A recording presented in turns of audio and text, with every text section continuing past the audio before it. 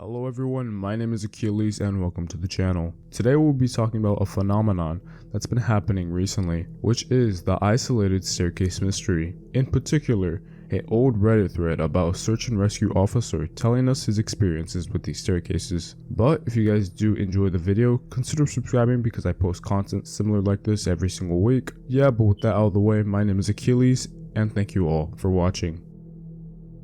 But real quick, for those that don't know, over the past couple years there have been stories and rumors that random cases of stairs would be propped up in the middle of the forests. Most of the time these staircases would lead absolutely nowhere, but there's a lot of speculation around the internet. There have been random cases about these mysterious staircases popping up in the random locations. People worldwide have begun to recount their stories of mysterious staircases located deep in the forest. All these staircases structures are very strange, with no foundations, no walls, and, most importantly, no human activity around. These strange staircases come in all shapes and conditions. Some may be old and broken, and others are said to look fresh and new. Well, today we're going to be reading through a 7-year-old Reddit thread that was posted on r/nosleep by a search and rescue officer going by the user Search and Rescue Woods, who claims, "I'm a search and rescue officer for the US Forest Service. I have some stories to tell." Now, this story has been told many times throughout YouTube and the internet, but I thought I would resurrect it and tell it again for the people that just don't know about it. This is a pretty long read, so I recommend getting comfortable or just listen to it in the background, whatever suits your need. But without further ado, let's begin the read. It all begins with a search and rescue officer posting on a Reddit thread describing about some of his experiences as a search and rescue officer, and on one of his last stories he describes the following. This is the last one I'll tell, and it's probably the weirdest story I have. Now, I don't know if this is true in every SR unit, but in mine it's sort of unspoken, regular thing we run into. You can try asking about it with other SR officers, but even if they know what you're talking about, they probably won't say anything about it. We've been told not to talk about it by our superiors, and at this point we've all gotten so used to it that it doesn't even seem weird anymore. In just about every case where we're really far into the wilderness, I'm talking 30 or 40 miles, at some point we'll find a staircase in the middle of the woods. It's almost as if you took the stairs in your house, cut them out, and put them in the forest. I asked about it the first time I saw some, and the other officer just told me not to worry about it, that it was normal. Everyone I asked said the same thing. I wanted to go check them out, but I was told very empathetically that I should never go near any of them. I just sort of ignore them now when I run into them because it happens so frequently. The search and rescue officer logs back in the following night and proceeds with the following. There was a lot of feedback about the stairs, so I'll touch on them here briefly, and I'll also include a story. They come in a variety of shapes, sizes, styles, and conditions. Some are pretty dilapidated, just ruins, and others are brand new. I saw ones that looked like they came from a lighthouse. They were metal and spiral, almost old-fashioned. The stairs don't go up infinitely or farther than I can see, but some sets are taller than others. Like I said before, just imagine the stairs in your house as if someone cut and pasted them in the middle of nowhere. I don't have any pictures. It never really occurred to me to try again after the first time, and I don't really feel like risking my job over it. I'll try again in the future, but I can't really promise anything. One of my first jobs as a trainee was a search operation for a 4-year-old that had gotten separated from his mom. This was one of those cases where we knew we were going to find him because the dogs were on a strong scent trail, and we saw clear signs that he was in the area. We ended up finding him in a berry patch about half a mile from where he'd been last seen. Kid wasn't even aware that he'd wander off that far. One of the vets brought him back, which I was glad for because I'm not really good with kids, and I find it hard to talk to them and keep them company. As my trainer and I headed back, she decided to take me on a detour to show me one of the hot spots where we intend to find missing people. It's a natural dip in the land near a popular trail, and people usually move downhill because it's easier. We hike out there, it's a few miles away, and we get there in about an hour or so. As we're walking around the area, and she's pointing out places she's found people in the past, I see something in the distance. Now this area we're in is about 8 miles from the main parking area, though there's back roads you can take to get closer if you don't want to hike that far. But we're on a state protected land, which means there can't be any kind of commercial or residential development out here. The most you'll ever see is a fire tower or a makeshift shelter that homeless people think they can get away with building, But I can see from here, whatever this thing is has straight edges, and if there's one thing you learn quickly, it's that nature rarely makes straight lines. I point it out, but she doesn't say anything. She just hangs back and lets me wander over and check it out. I get within about 20 feet of it all, and all the hair on my back of my neck stands up. It's a staircase in the middle of the fucking woods. In the proper context, it would literally be the most Beijing thing ever. It's just a normal staircase with beige carpet and about 10 steps tall. But instead of being in a house, where it obviously should be, it's out in the middle of the woods. The sides are carpeted obviously, and I can see the wood it's made of.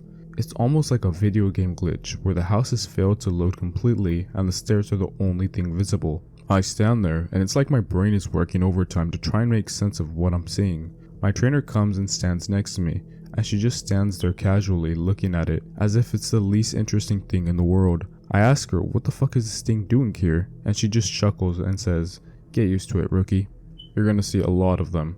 I start to move closer, but she grabs my arm hard. I wouldn't do that, she says. Her voice is casual, but her grip is tight, and I just stand there looking at her. You're gonna see them all the time, but don't go near them. Don't touch them. Don't go up them. Just ignore them. I start to ask her about it, but something in the way she's looking at me tells me that it's best if I don't. We end up moving on, and the subject doesn't come up again for the rest of my training. She was right though. I'd say about every 5th call I go on, I end up running across a set of stairs. Sometimes they're relatively close to the path, maybe within 2 or 3 miles. Sometimes they're 20, 30 miles out, literally in the middle of nowhere, and I only find them during the broadest searches or training weekends. They're usually in good condition, but sometimes it looks like they've been out there for miles, all different kinds, all sizes. The biggest I've ever saw looked like they came out of a turn-of-the-century mansion and were at least 10 feet wide, with steps leading up at least 15 or 20 feet. I've tried talking about it with people, but they just give me the same response my trainer did. It's normal, don't worry about it, they're not a big deal, but don't go close to them, or up them. When trainees ask me about it, I just give them the same response. I don't really know what else to tell them. I'm really hoping someday I get a better answer, but it hasn't happened yet. The search and rescue officer comes back the next day and responds to the many people interested about the stair situations. There is still a great amount of interest in the stairs, and luckily for you guys, my friend has a story that I think you'll all be very interested in. I'll go into that more at the end of this update. As for whether or not I have ever thought of asking my superiors about them, I have. But again, I don't want to risk my job.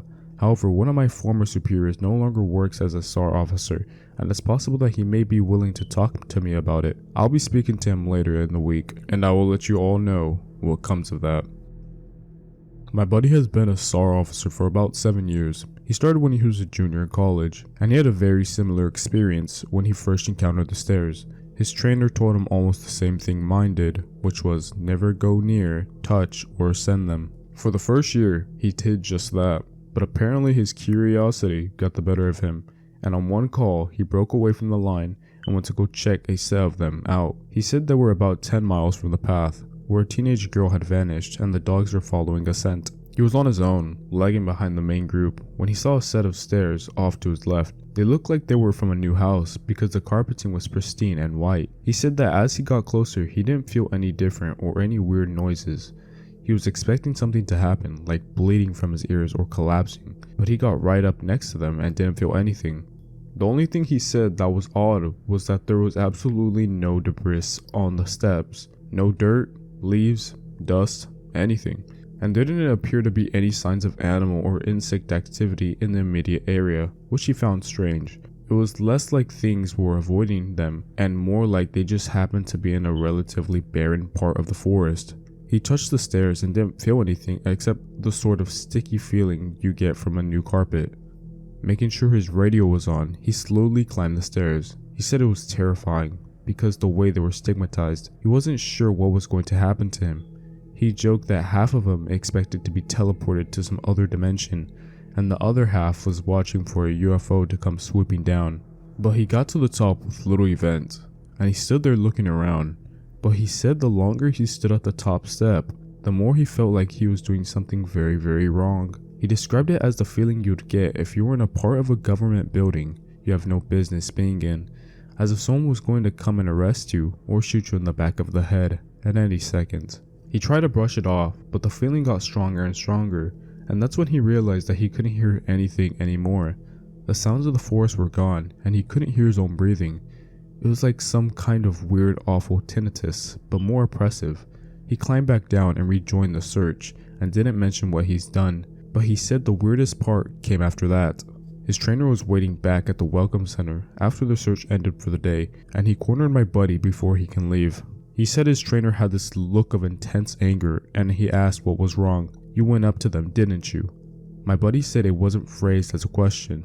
He asked how his trainer knew. The trainer just shook his head. "Because we didn't find her. The dogs lost her scent." My buddy asked what that had to do with anything. The trainer asked how long he'd been on the stairs, and my buddy said no more than a minute. The trainer gave him this really awful, almost dead-eyed look, and told him that if he ever went up another set of stairs again, he'd be fired immediately. The trainer walked away, and I guess he's never answered any of the questions my buddy has asked him about it since. The search and rescue officer comes back to the Reddit thread to explain more of his stories that goes by the following. EW. The next person I talked to was EW, a former trainer who now works as an EMT. He still comes to the operations like this to help out, but doesn't work full time for us anymore. He specialized in finding lost kids. He just seemed to have a sixth sense when it comes to knowing where they'd gone. He's a legend among the more senior vets, but he gets embarrassed if you compliment him on his work. He sat down with me at dinner one evening, and we ended up swapping stories. Most of them were just casual, but when we got on the subject of our weirder cars, I mentioned that I'd had a buddy who'd gone up a set of stairs. He got kind of quiet and asked if I've heard of a little boy who disappeared from his park a few years back. I hadn't, so he told me the story. They were looking out for an 11-year-old boy, Joey, who'd gone missing near a river. Of course, the first thought was that he'd fallen in and drowned, but when they brought dogs out, they led SAR officers away from the river and up into a very densely forested area. When we do searches for people, we search in a grid pattern, and we search every box of the grid incredibly thoroughly. What EW teams noticed right away was that a very strange pattern was emerging. Dogs in alternating boxes were picking up Joey's scent, but losing it when they overlapped with another box. If you think of a checkerboard, Joey's scent was being picked up in random black squares, but never in red.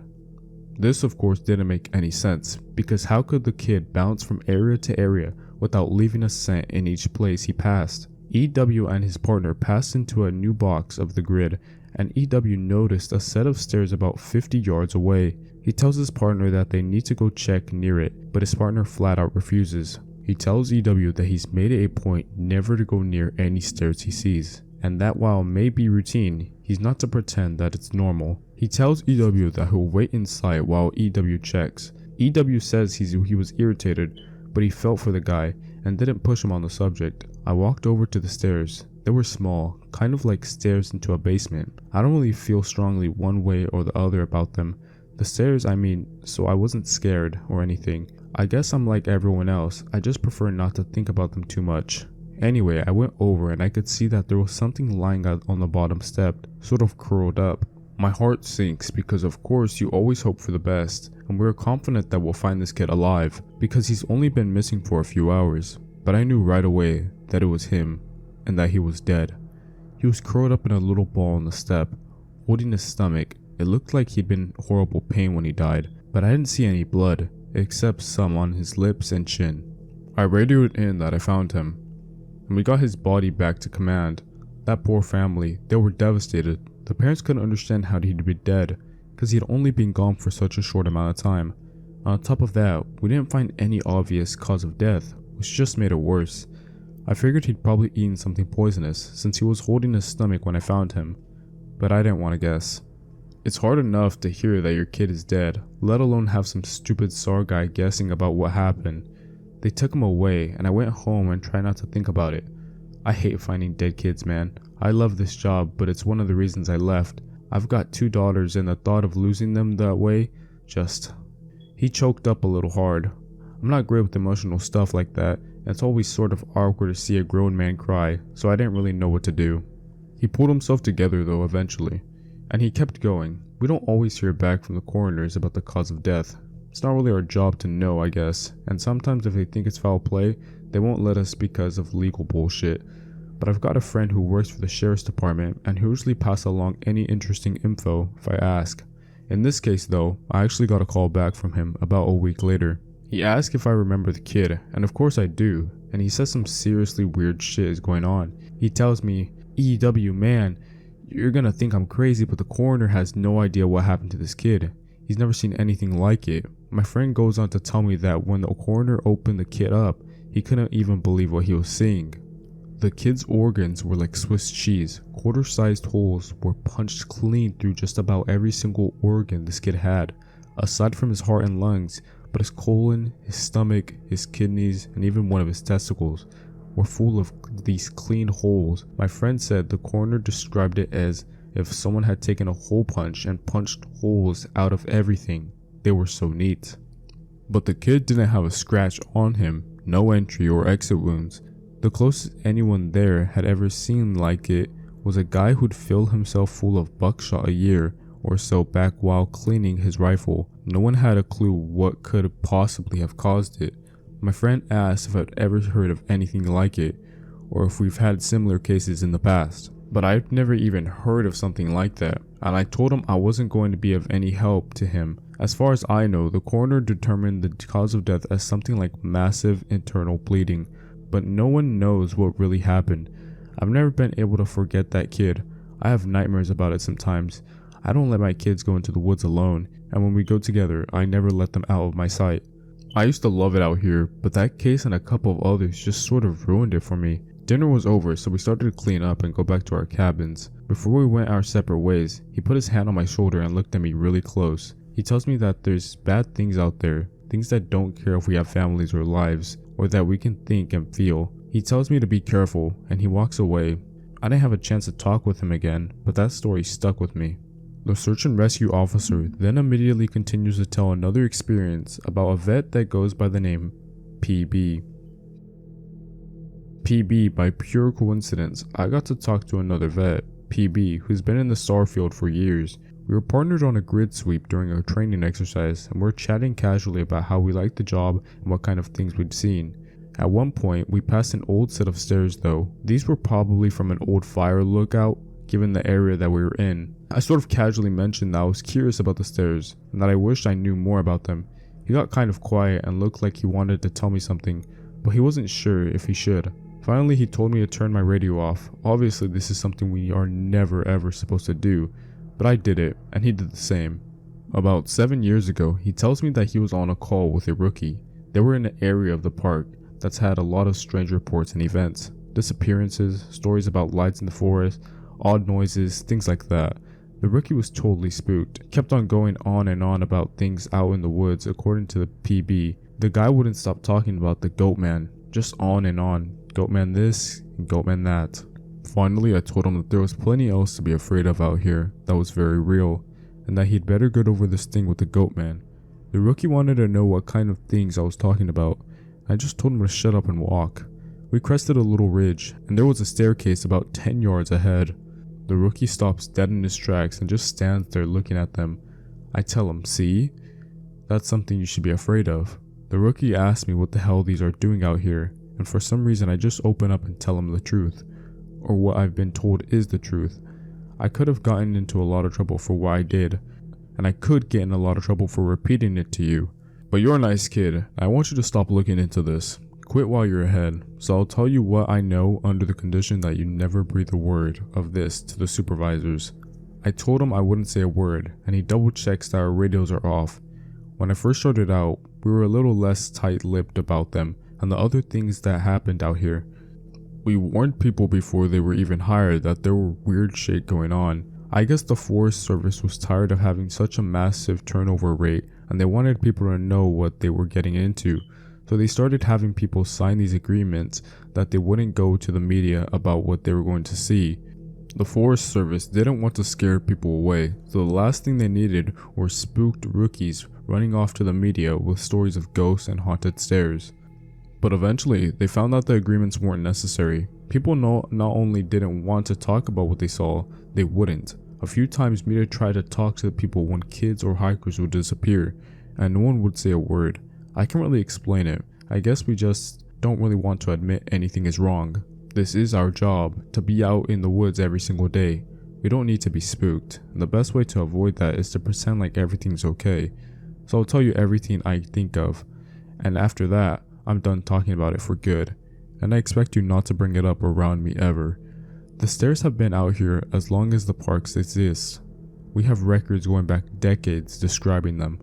Sometimes people go up them and nothing happens. Other times, look, I really don't like to talk about this, but sometimes really bad shit happens. I saw one guy get his hand sliced clean off when he got to the top step. He reached out to touch a tree branch, and it happened so fast. 1 second his hand was there, and the next it was gone. Completely cleaned wound. We didn't find his hand, and the guy almost died. Another time a woman touched one of the stairs, and a blood vessel in her brain exploded. Literally exploded like a water balloon. She sort of stumbled down and came over to me, and all she got out was, "I think something is wrong with me." She dropped like a sack of flour, dead, before she hit the ground. I'll never forget the way the blood leaked into the side of her eye. Before she died, I watched it turn red. I watched it happen and there wasn't a single thing I could do to help. We warn people not to go anywhere near them, but there's always at least one idiot who does. And even if nothing happens to them, something bad always happens. Kids go missing as we're on their trail.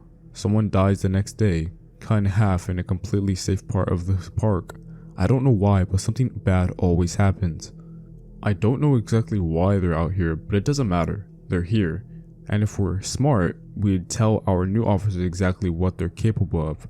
We're both quiet for a little while. I was afraid to talk because I wasn't sure if he was done. He looked like he wanted to say something else. Finally, he spoke up again.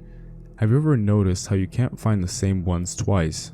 I nodded, expecting him to continue. But he just stayed quiet, walking alongside me. And eventually he started a story about the biggest deer he'd ever seen in the park. I didn't bring up the subject again, and I didn't press him for any more stories. He dropped out of the operation the next day. Apparently he left before the sun came up. He said he was sick. None of us have heard from him since he left. One of the vets at the training operation reads no sleep, and he recognized my stories. He knows me pretty well and we've swapped stories before. He asked if he can share something he's noticed about the stairs, and some thoughts he had. I'm really glad you decided to share these. I think it's important that people are aware of what's out there, especially since the Forest Service is doing such a good job at covering it all up. I asked him what he meant. What do you mean? What do I mean? The lack of any kind of media attention, no coverage of missing kids or bodies found miles from where they got lost in the first place. David Paulides hit this right on the head. The Forest Service is doing everything they can to keep people coming here, even if it isn't safe. I mean, to be fair, it's not like these things happen every day, but the numbers add up and it's worth looking into, especially the stairs. I was surprised you didn't mention the flipped ones. I didn't know what he was talking about. I couldn't remember him ever talking about something like that. He seemed somewhat incredulous. Dude, I can't believe you've been on this long without seeing them. No one told you about them? I shrugged and asked him to elaborate. Well, there's the normal stairs, the ones that pop up when we're out at ways. I know you know about them, but sometimes I've run across ones that are flipped upside down. I guess it would be like if you had a dollhouse and the stairs were a separate piece. Now take that, flip it upside down so the top step is stuck in the dirt, and put it out in the woods. They're like that. I don't see them as often, but they're odd to say the least. It makes me think of footage taken after a tornado when houses are all blown apart and random things are left standing like chimneys and garden walls. Those ones freak me out more than the normal ones because I can't really write those off as easily. I don't scare very easily like most of us who work out here, but that idea stuck with me and it bothers me, and I'm going to try and find more out about them. By the way, this next story is a different story being told than the previous one, just letting you know so you guys don't get confused. I switched the topic to the stairs a little later, and there was a definite shift in enthusiasm. No one spoke up at first. There's a real stigma about discussing them, even when we're away from work, but I broke the ice with a story of my own, and the guy who told the story about the faceless man told this one. A couple years ago, I was camping with my girlfriend, and we were about 2 miles from the road at this site I know. We went to bed that night, but we couldn't sleep because someone interjected at a funny comment and we were dangerously close to going on another subject, but I got us back on track. Yeah, really funny, you fucker. No, it was because we kept hearing that grinding noise. My brother used to grind his teeth in his sleep, and it kind of reminds me of that. My girlfriend was freaking out, but I just kept telling her to ignore it because I've heard it before, and you just have to ignore it. It goes away eventually. You guys know what I mean. We all knew what he meant. So eventually I got her to go to sleep, but I woke up probably 2 hours later because something was just off. I rolled over and she wasn't there. Kind of freaked out because he thought for a second and then he took a very long drink. Anyway, I ran out of the tent calling her name, but I didn't have to go far. She was standing at the edge of the camp looking at something in the trees, and I could see she was really pale. The fire was low but bright enough to see her. Anyway, so I ran up to see what was going on, and she was dead asleep, but her eyes were open. She had this real spaced out look, you know, so I put my arm around her to lead her back, but she wouldn't move. She just said really quietly something like, "I have to go now. Eddie, I have to go. It's here." I was like, "You're just sleepwalking. Come back to the bed." But she wouldn't budge. She just kept standing there and saying that she had to go. And I looked where she was looking, and there was a fucking staircase right there about 15 yards away. Gray one, concrete. And she started to walk toward it, but I yanked her back and that woke her up. She looked at me like I was fucking out of my mind, and she asked what the fuck she was doing out of the tent. I didn't tell her anything. I just told her that she was sleepwalking. The grinding was gone, so she just went back to the tent with me and fell asleep again. I don't know. I don't like thinking about it, you know? We all knew. You guys remember that kid with, I can't remember what it was, some kind of brain fucked up, not down, but something like that. Someone else brought up, well, I got to read the report he gave when they found him a week after he went missing, and it was fucked up beyond belief. I mean, you have to take it with a grain of salt because who knows what that kid actually thinks is real. But some of this stuff I don't think he could have made up. Like what? Well, first of all, he talked about the stairs. He said he'd been watching his dad build a fire and the stairs came up to him, and he had to go up them or something bad would happen. The cops couldn't really understand what he was talking about after that, because he just kept saying like the campfire over and over, and he kept mentioning sounds, but he couldn't say what sounds, just that it was loud, and he covered his ears so he couldn't hear them. But the thing I remember the most is that they asked him where exactly he'd gone, and he just said that he was right there. He kept pointing at himself, and they said that they thought that meant that he thought he never left. He said that he wasn't scared because the stairs were there, and he said they talked to him, but not like people talk. Like I said, it was really convoluted and hard to understand, and I have a feeling the cops didn't take most of it down. They ended up just saying that the kid had some kind of amnesia or fugitive, and that they didn't think foul play was involved. Doesn't really explain why he came back a week later perfectly fine without a speck of dirt on him, and well fed, but hey, what the cop says goes. The search and rescue officer, after this story, logs in the final time for a final update, and he states the following: "This will be my final update for now." People ask me about the stairs now. It doesn't happen every day, but when it does happen, I never really know what to say. My bosses know someone is talking about them, and I'm sure that if they know, the higher ups know, and I can tell you that they aren't happy about it. I've been formally told that I am not to speak a word about them to anyone anymore, which is a part of the reason this has to be my final update. I can't risk my job for this. As much as it's been wonderful to get a lot of these off my mind, I still do love my work, and I need to be out here. If anything, my being aware of what's really going on is enough reason to stick it out. I may not be able to tell people that they're out there, but if I see them, I can direct traffic away to somewhere safer. And above all, don't touch them, don't look at them, don't go up them. So, my final thoughts on the story. I feel like, well, let me give my thoughts about the stairs. The staircase, I feel like it's some like type of like bad omen, like bad luck kind of thing, you know. Like it's there in the park and it's like kind of cursed. It's like some sort of like bad luck symbol, so you shouldn't approach them or do anything, as we can see in the story. But at the same time, we don't know if this is real or not, you know. It's from Reddit, so yeah. But it's a fun little story to read. I thought it was entertaining. It's from 7 years ago, so it's pretty old, and I thought I would retell it again to the people that just don't know about it. It's a curious case, you know. It's been all over the world, so, but whether it's real or not, it's always fun to just read about the mysteries. But yeah, that's pretty much the video. I hope you guys enjoyed the video. If you guys did enjoy it, consider subscribing because I post videos like this every single time. But that's pretty much it. Hope you guys enjoyed it, and yeah, see ya.